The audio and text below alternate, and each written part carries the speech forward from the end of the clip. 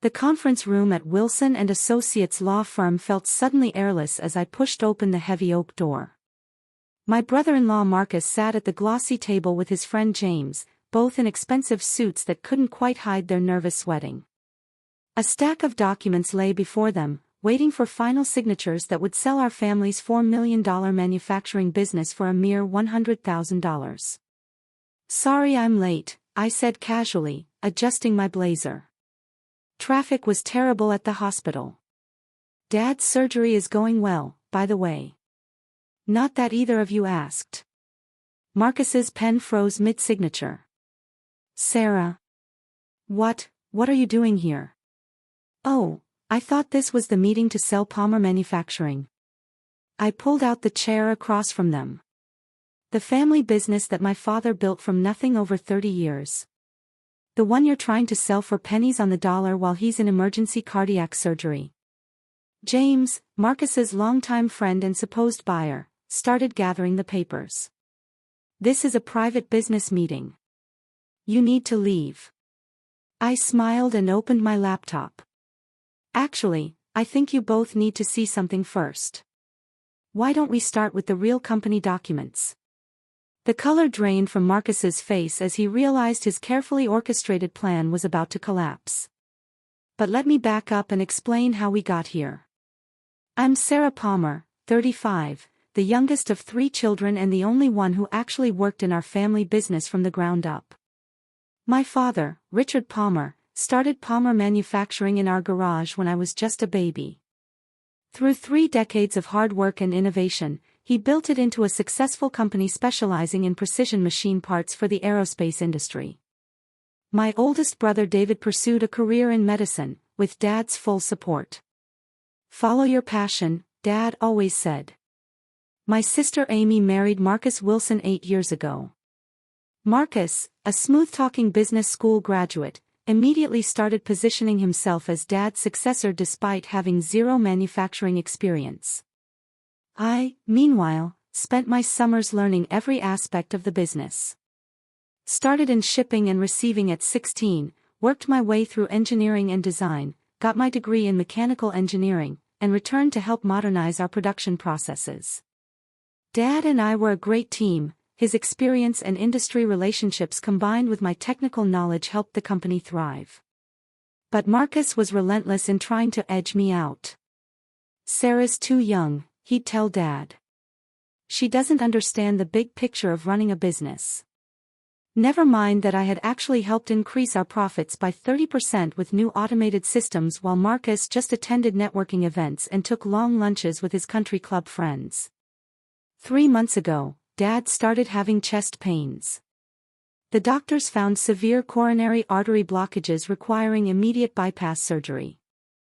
As we prepared for the procedure, Marcus suddenly became very interested in the company's documentation and operating procedures.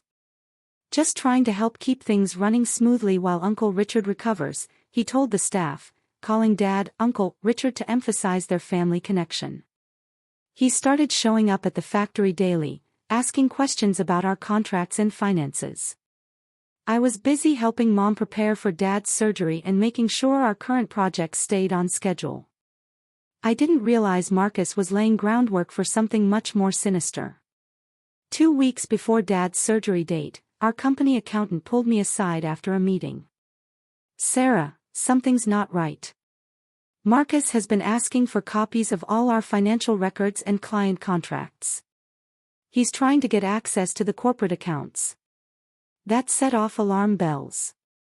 I quietly began monitoring Marcus's activities while pretending to be distracted with surgery preparations. What I discovered was shocking. He had been meeting secretly with his friend James, who owned a competing manufacturing company. They were plotting to purchase Palmer Manufacturing at a ridiculously low price, strip its assets, and absorb our clients into James's business. The scheme relied on timing it perfectly, while Dad was in surgery and before anyone else in the family could intervene. Marcus had even fabricated documents making it appear that Dad had authorized him to negotiate a sale. I gathered evidence of their plans but kept it quiet. The day before Dad's surgery, I overheard Marcus on the phone with James. "Tomorrow at 2 p.m., Wilson and Associates. Everything's ready. By the time anyone figures it out, it'll be a done deal. The morning of Dad's surgery, I was at the hospital early with Mom and my siblings. Dad was nervous but trying to stay positive. "Take care of each other," he said before they took him to pre-op. Marcus made a show of being the supportive son-in-law, then claimed he had an important client meeting he couldn't reschedule. "Don't worry, I'll be back this evening," he assured Mom with a hug. "The business won't run itself." I waited until he left, then told Mom I needed to handle some urgent paperwork at the office. She squeezed my hand, understanding as always. "Go do what you need to do, honey. I'll text you updates." What Marcus didn't know was that I had already met with our company's longtime lawyer, Michael Green, and Dad's friend Judge Thompson. We had real documents ready, ones that would expose Marcus's deception and protect our family's legacy. So there I was, walking into that conference room at exactly the right moment.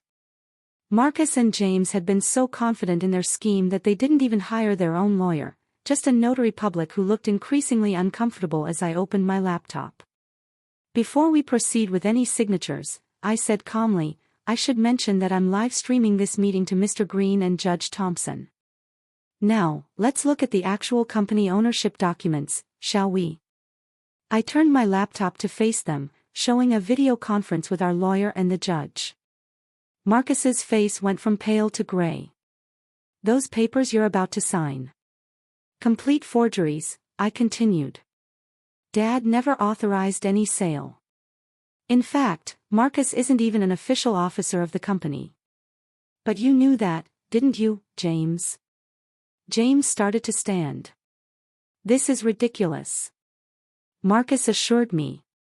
"Marcus assured you that he could sell you a $4 million company for $100,000 while the owner was in surgery." I pulled out another folder. "Here's what's actually going to happen. You're both going to sign these papers acknowledging your attempted fraud, or we'll proceed with criminal charges. Judge Thompson is particularly interested in the forged documents." The judge's voice came clearly through the laptop speakers. "Attempting to fraudulently acquire a business through forged documents is a serious offense, gentlemen. I suggest you cooperate with Ms. Palmer." Marcus slumped in his chair, his expensive suit suddenly looking like a cheap costume. "Sarah, please. I can explain." "Save it for Mom," I cut him off. "I'm sure she'll be fascinated to hear why you tried to steal Dad's life's work while he was in cardiac surgery." James looked between us, then at the judge on screen. "I want my lawyer." "Excellent idea," said Mr. Green. "He can review the evidence we've gathered of your conspiracy. The text messages are particularly interesting."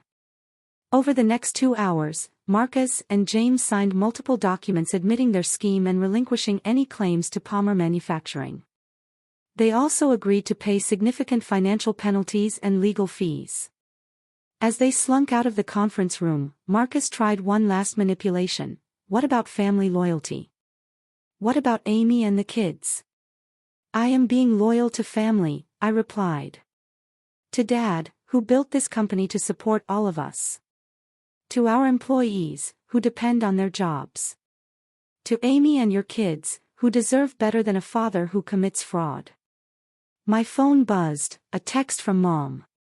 Dad was out of surgery, everything had gone well. I gathered my documents and headed back to the hospital, leaving Marcus to face the consequences of his actions. The aftermath was both painful and cleansing. Amy was devastated when she learned what Marcus had attempted. "How could he do this?" she sobbed in my arms. "How could he try to steal from Dad?" Mom was stronger than any of us expected. When Marcus tried to minimize his actions as just business, she cut him off. "You tried to steal your father-in-law's company while he was having heart surgery. There's no explaining that away. Dad's recovery from the bypass surgery was slow but steady. We waited until he was stronger before telling him what had happened." His response surprised us all. "I knew Marcus was up to something," he said from his hospital bed. That's why I made sure Sarah had power of attorney and full access to all company documents before the surgery. I just didn't think he'd stoop this low. It turned out Dad had been quietly preparing for years, seeing through Marcus's manipulations. He had structured the company ownership so that any major changes required multiple family signatures, something Marcus had tried to circumvent with his forged documents. The legal consequences for Marcus and James were significant. The attempted fraud triggered investigations into their other business dealings, revealing a pattern of unethical practices. James's company lost several major contracts once the story got out. Marcus faced professional ruin. His business reputation was destroyed, and his networking contacts wanted nothing to do with him. The country club crowd he'd so desperately tried to impress now avoided him. Amy filed for divorce, unable to trust him after his betrayal of her family. The money and status were always more important to him than we were, she realized. She and the kids moved in with Mom and Dad temporarily while sorting out their future. As for Palmer Manufacturing, we emerged stronger than ever. Our employees, many of whom had worked with us for decades, were relieved that the company remained in the family. I took on more leadership responsibilities while Dad recovered, implementing new security measures to prevent any future attempts at corporate theft. Dad's recovery progressed well, and 6 months later he was back in the office part-time, his eyes twinkling as he watched me run operations meetings and handle client calls. "You were always meant for this," he said proudly. "Sometimes it takes a crisis to show people's true colors." Marcus made several attempts at reconciliation, each more desperate than the last. He tried appealing to Amy's sisters, sent tearful emails about missing his kids, even had his mother beg Mom to intervene. But the trust was irreparably broken. "You can't fix betrayal with words," Dad told him during their final conversation. "You showed us who you really are. Now live with it." The attempted theft had an unexpected silver lining. It brought our family closer together. David, my doctor brother, started taking more interest in the business, offering to serve on our board of directors. Amy discovered she had a talent for marketing and began working part-time in our sales department. Mom, who had always been quiet about business matters, revealed a sharp mind for strategy. "I listened to your father talk about work for 30 years, she reminded us. "I learned a few things." 2 years have passed since that day in the conference room. Palmer Manufacturing continues to thrive, now with multiple family members involved in its operation. We established a proper board of directors and created clear succession plans. Marcus. Last we heard, he was trying to rebuild his life in another state. His attempts to start his own business failed.